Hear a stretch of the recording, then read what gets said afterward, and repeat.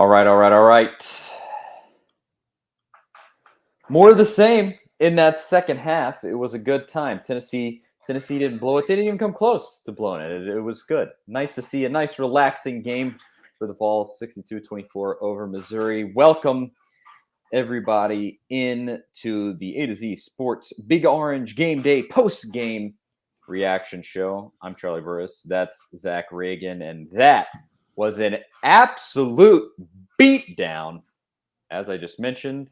62-24. Tennessee just whips Missouri. Quick post-game thoughts, Zach. What did you think? It's a good game when everybody's mad about the referees messing up a touchdown there for Tennessee in the fourth quarter right there, I guess. Tyon Evans on that fourth down play where he clearly scored. They didn't review it. Then they said they did review it. SEC Network really wanted us to think that they reviewed it, but it's a good sign when that's what fans are the most mad about.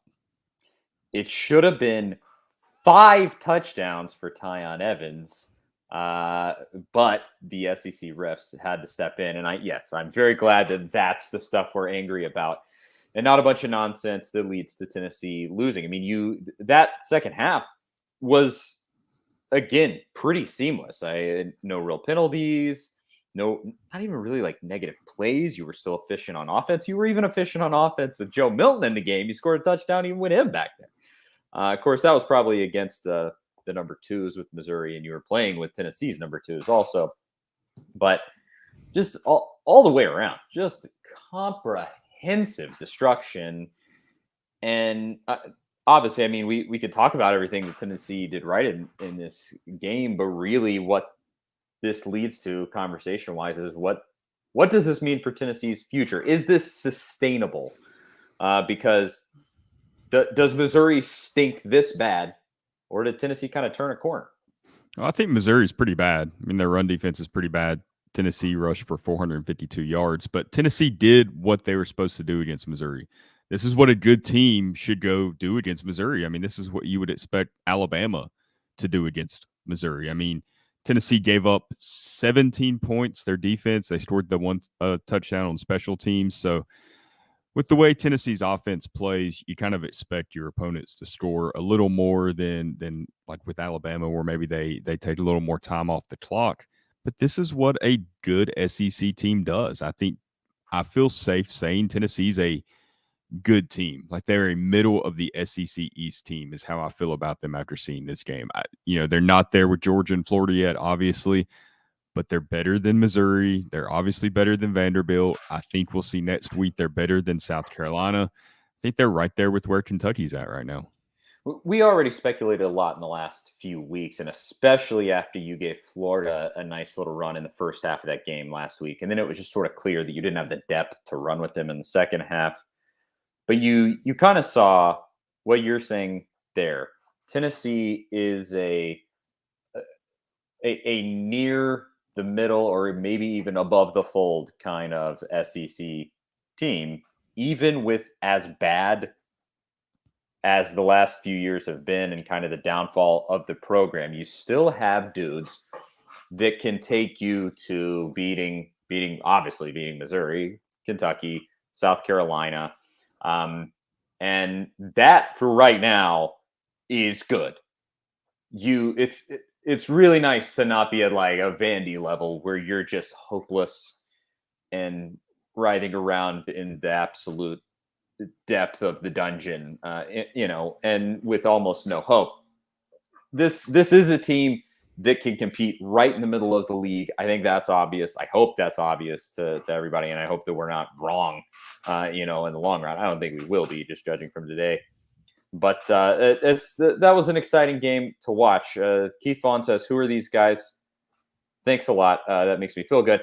Charlie Burris, that's Zach Reagan, longtime talk show host and Knoxville radio guy, and Zach is a writer for A to Z Sports. I usually do this show with Jonathan Crompton. I guess I should have said that up front. I usually do this show with former Vol Jonathan Crompton, and he had some last minute personal stuff come up, couldn't do the show.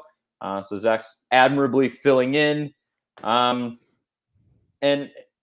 just continuing down that line, there's still some troubling stuff. I don't want to act like this was all just beautiful roses. It was a ton of fun to win by this many points. It's great.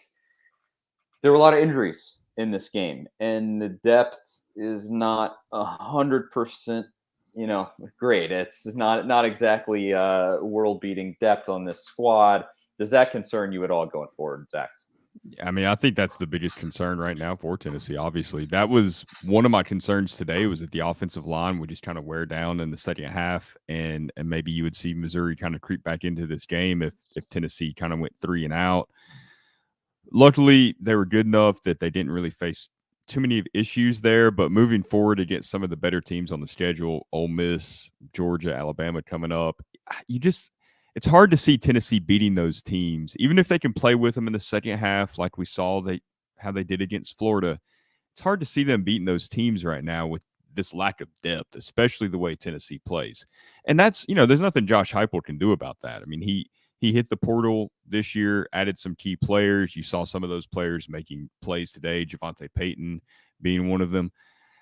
That's something that's just going to take some time, but I think he's ahead of where I thought he would be right now. I mean, I had them losing this game preseason. So they're ahead of the pace that I had them on, and I had them finishing, with 6 wins. So I think he's moving faster with this rebuild than I thought he would. Of course, getting to the middle of the SEC East, that's where Tennessee's kind of been able to get. They got there under Butch Jones. They almost got there under Jeremy Pruitt. Can they get over that hump with Josh Heupel will be the biggest question. So for the latter half of the show, let's ask this question to everybody that's watching. Thanks so much for tuning in, to everybody. Drop into the comments and tell us. This is another confidence question here. 1 to 10. Tell us, how confident are you at this point? Tennessee 62-24 over Mizzou. Impressive performance. How confident are you that Tennessee's making a bowl game this year? To me, that's the accomplishment. That's I think we actually one of these comments. Ben Hall, he says, if you finish 3rd in the East in year 1, it's mission accomplished. I think I would generally agree. And so finishing 3rd in the East, you beat Kentucky, Missouri, South Carolina, you win all those games that you quote unquote should win.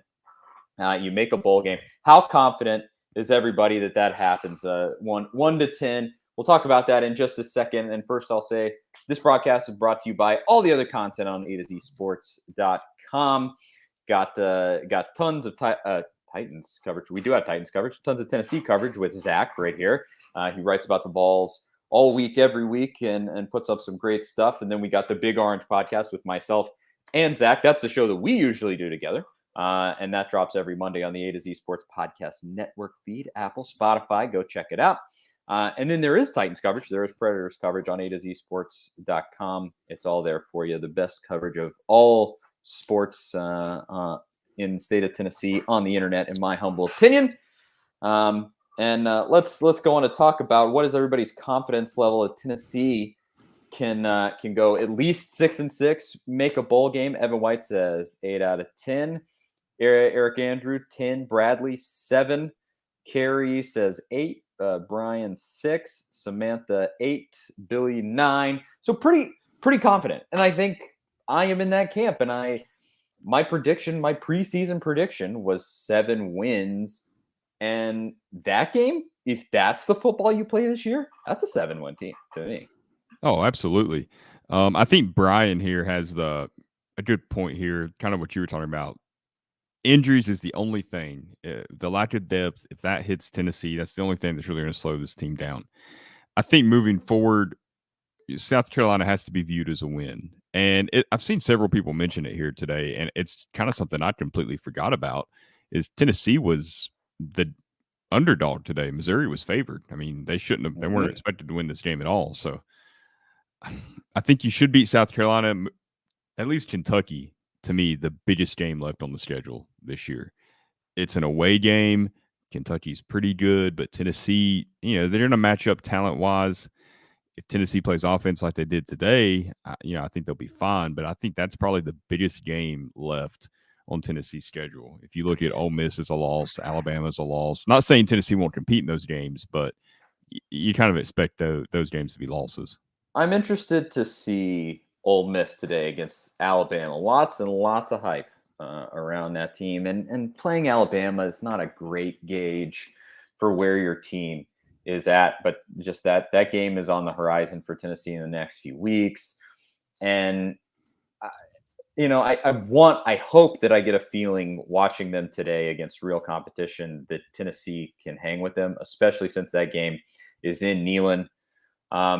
Actually, just I don't know what Kiffin just did. If anybody can fill us in, a friend of mine just texted and he said, "Lane Kiffin is such a douche. Did you see that? What did he do?" I mean, that seems like a comment you could probably make at any point talking about Lane Kiffin. That's true. I'm not sure exactly what Lane did, but I'm interested to see the coaching job that he does and where exactly his team is. Because man, if you could beat Ole Miss and maybe win 8 games this year, I mean, what in the world? What an accomplishment that would be for Josh Heupel. And the fact that it seems possible 5 games into the season, I said it against Florida last week in the first half. In the first half, I said this, and I'm definitely saying it right now. I'm impressed so far because I wasn't sure how this would go with Heupel. I like his offense. His defense is better than I thought it would be. I think if you get good players into this system and you really build a nice team with some depth, this is a solid setup. No, it sounds like Lane Kiffin threw his headset after the CBS interview that he did. He said, "Get the popcorn ready," and threw his interview headset, says Brian Bowman. That is a douche move. Yep. I think that qualifies, yeah. What do you think if Tennessee, they beat South Carolina next week, let's say that it's a game similar to this where they really just look great, kind of blow South Carolina out. Can you imagine what that crowd will be like for the Ole Miss game? I mean, hopefully that's a night game. I can't imagine that would be a noon game. I mean, Lane Kiffin coming back as a head coach in Neyland for the first time since leaving. That's a massive game if Tennessee is coming off of a win against South Carolina or back-to-back SEC wins. That's huge. You would certainly have way more excitement than I probably would figured you would have. Question from Minhall says, "Are we ranked going into Ole Miss if you spank South Carolina? If you win by enough, possibly. If you had beaten Pittsburgh, you're probably ranked this coming week." Yeah. And it is kind of a shame. You sort of look and you go, I think if you play Hendon Hooker in that game, you probably not only win, but you probably win by 10 points. And that's rough, but woulda, coulda, shoulda. That's the story of Tennessee football right there. And so maybe they might do it just to build hype. Yeah, we've seen them do that with Tennessee before. I wouldn't put it past them to kind of hype that game up to have Tennessee ranked maybe 25th. You might actually get College Game Day or something like that. I mean, I know College Game Day likes coming to Knoxville. It always draws a massive crowd, so you might get something like that. But that's something I'm definitely going to be watching here when we're going to go in just a second and watch that game. We'll see how we feel about old Kiffy, see what he does. I think this is an interesting question from Corey because I think that's where I was going to go. I think that's really what Heupel was trying to do today by he kept the pressure on Missouri. He didn't let up. I mean, there was some longer drives where they took a little bit of time off the clock. He played it smart, but I think Heupel really wanted to show recruits today what you can do in this offense. I mean, wide receivers, players that are fast, that can get out in space, they can thrive in this offense. We saw it today. Tyon Evans had a huge day. Velus Jones looked pretty good. It's a playmaker's dream to play in this offense. It really is. There is real value right now to style points. Mm-hmm. And specifically, as you're mentioning there, being able to point and say, you come here, you play in this offense, I'm going to get you into the end zone.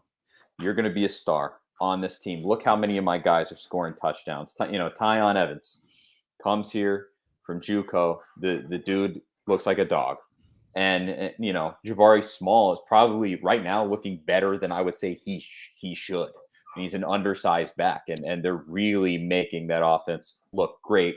Hooker, because it's a very QB-friendly offense, is looking awesome. Even if he's not the most accurate passer on planet Earth, he's making the plays. He's staying composed, making it happen. And the style points count right now. Run up the score when you can. You're going to have another opportunity, hopefully, to do that next week because I mean, is South Carolina not worse than Missouri? Maybe Missouri is way worse than we thought. I kind of had that experience last week with Texas A&M. I think Texas A&M, just looking at what Arkansas did today or didn't do against Georgia, Texas A&M might not be the best team on planet Earth, and maybe Missouri. They came in with a little bit of hype this season.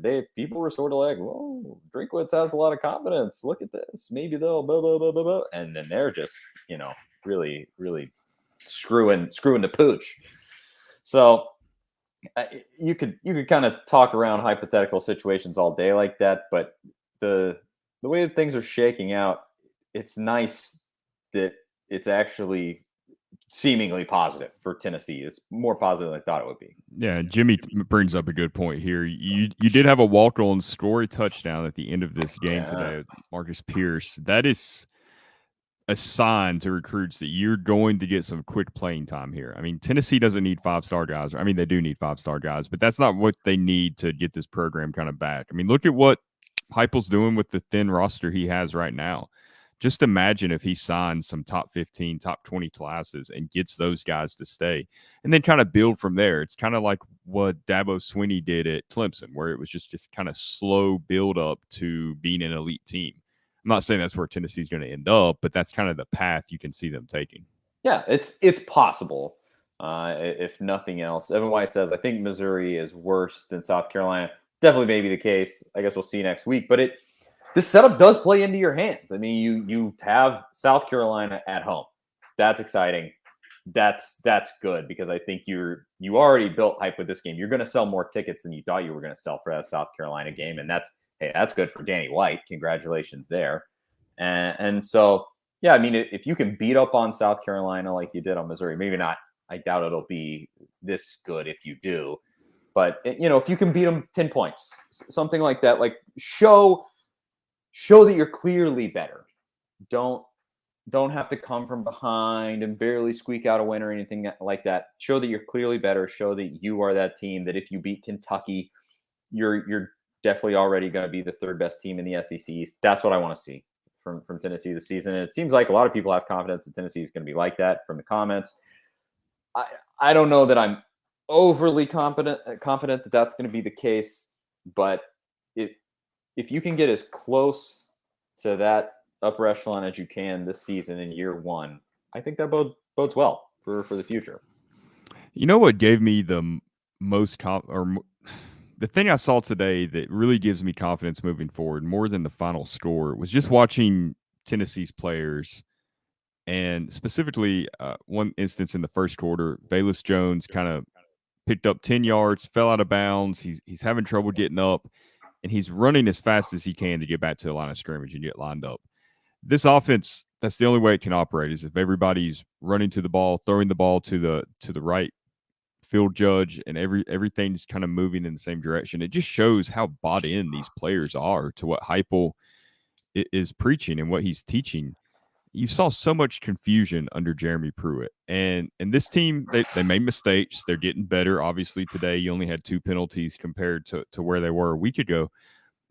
But you just don't see that confusion on the field. You see these players bought into what Josh Heupel's trying to do this quickly, too. I mean, it looks really – when it runs efficiently, it's fun to watch. It's fast. They operate at a high tempo, and you don't see really many mistakes, alignment issues, and things that we saw under Pruitt when they weren't running this type of offense. To me, that's the most encouraging thing I think I saw today. Absolutely. It's kind of competence versus incompetence. That's the most simple way that I could put it. I just never saw from Pruitt that this guy knows how to be the leader of an organization.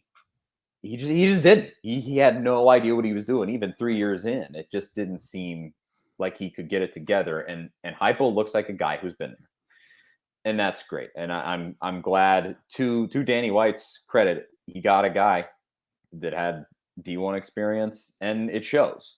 And that's nice. So because something that you really can't.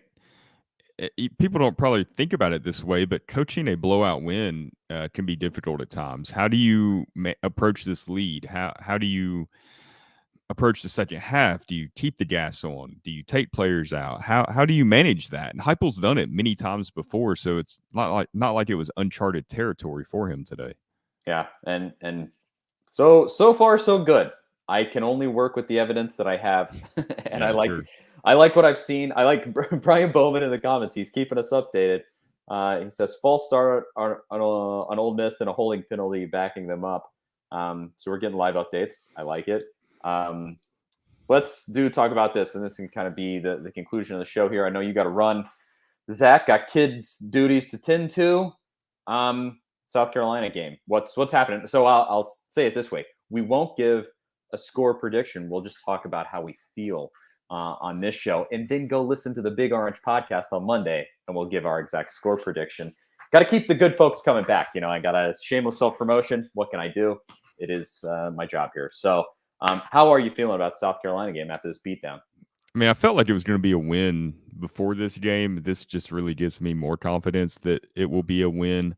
I'll be interested to see if Tennessee can keep up this kind of same intensity. How do they react to winning their first really big win like this over an SEC team? Are they feeling themselves a little bit, or do they keep this same focus going into South Carolina next week?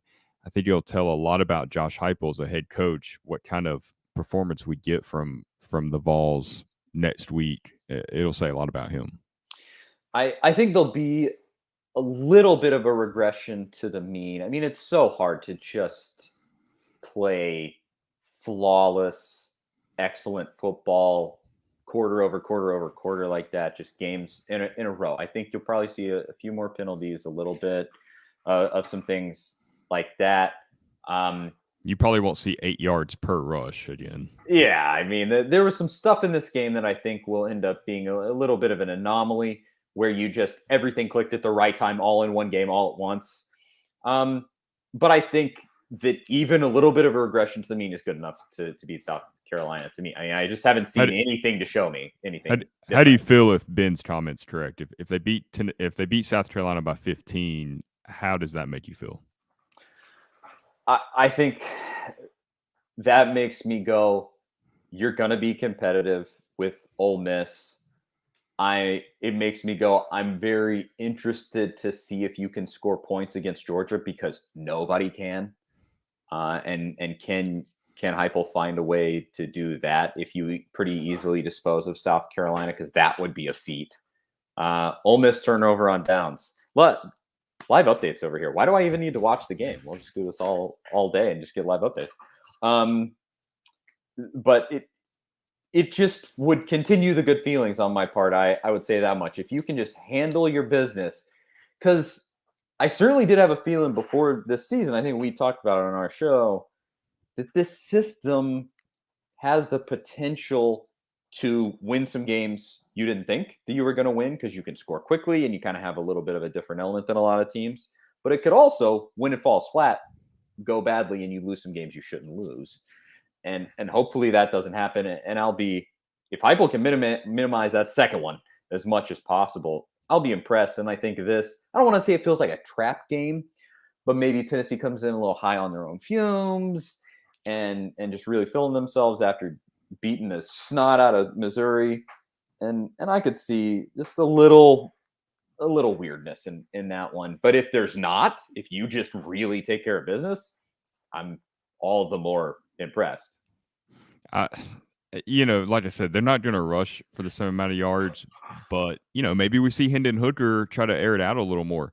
He didn't really have to pass the ball that much today. He did what he was supposed to do. He's 15 and 19, 225 yards, 3 touchdowns, no turnovers. Maybe he's got some confidence. It's kind of mind-boggling that Joe Milton was the guy when you watch Hooker play. It just seems so obvious the way he controls the offense. When a play breaks down, he's able to scramble, and he's done better holding on to the ball. Maybe, I don't know. We saw Butch Jones do it with Josh Dobbs and Justin Worley. We've seen plenty of coaches do it before, but it is kind of frustrating to think about what could have been with that Pittsburgh game. But, you got Hooker now, so looking forward. You just deal with the cards that you're given. I don't know exactly what the rationalization was there. You said it, some guys just practice isn't their best thing. They just are more effective under the lights when it's game time. So and maybe Ben Hall is right. They just fell in love with the big arm, knew they could fall back to Hooker. Fair enough. Yeah, I think just don't let it happen again. Yeah, you kind of had to see what Milton could do. But I think after the Bowling Green game, it was pretty obvious that he doesn't have any touch. He's going to overthrow guys, and that's hard. That's hard to coach out of a kid. It is, and clearly they haven't. I guess Milton didn't throw a longer pass today, and you scored a touchdown with him as quarterback. But don't assume that that's just going to flip on a dime. I mean, better. But otherwise, before we bounce out of here, we're running up on 30 minutes. Any parting thoughts, Zach? Anything we didn't cover that you wanted to touch on? Well, I feel like Tennessee 7 wins is what I'm predicting now. I'm changing my prediction from 6 wins to 7 wins. I think this was a game that they stole, in my opinion, based on my preseason thoughts.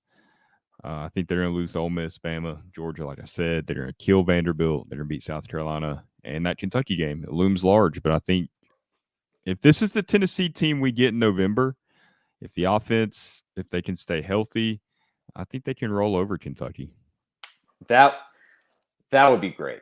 And I This certainly, is a great comment from Corey. Pruitt would definitely stick with Milton. 100% without a doubt.